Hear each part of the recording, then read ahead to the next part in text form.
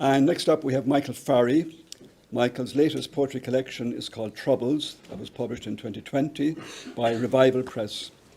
And previous collections are called Asking for Directions, published by Doghouse Books, and The Age of Glass, again published by Revival.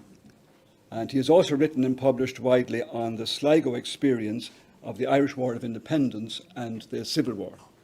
So welcome, please, Michael Farry.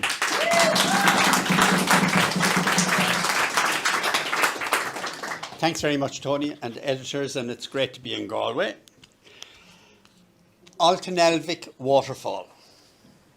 How strange that on this winter beach, watching my youngest grandson delight in wet and wind, I remember 70 years ago, being taken by a grandfather who pitied a boy too quiet for advice to a waterfall in our rough mountains to see damp cliff and cleft, hear the smack of cold water in front, the Atlantic behind.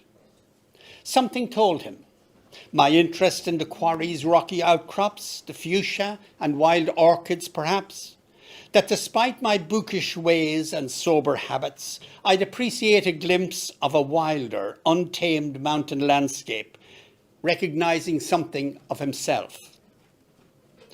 I call to mind that uneasy man, who taught me much in his wordless way as I watched his arthritic fingers manipulate willow and wood, stone and straw, sympathetic to his materials and task, appreciated his trust in my young hands, his smiled corrections and gentle example, offer gratitude a lifetime later.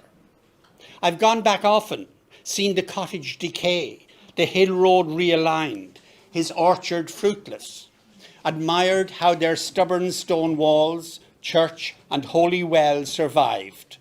But the waterfall was never part of the nostalgia tour, forgotten like a shameful bone break, old itch.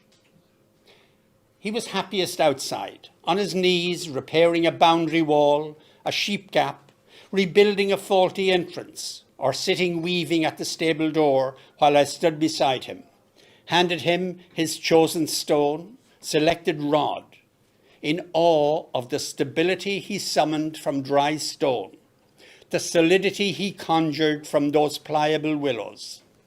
Some days he'd let me add a rod, tell me where to start, end, how to conceal a join, the trick of bending without breaking.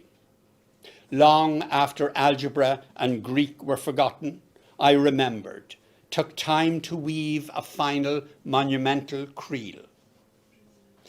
If I had the courage, I'd dedicate that spot a haven, build a cabin there against a cliff, to escape a lifetime of providing, sing matins and compline in harmony with the timeless water, live out these last days, happy in the shade, safely obscure, mapping the complex routes by which Highland water travels to the sea in that land where no broad rivers sweep through meadows, no lazy trout hide in wide overhung bends.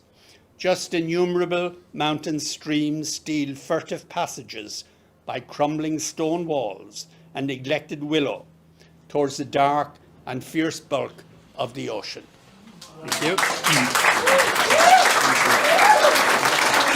you.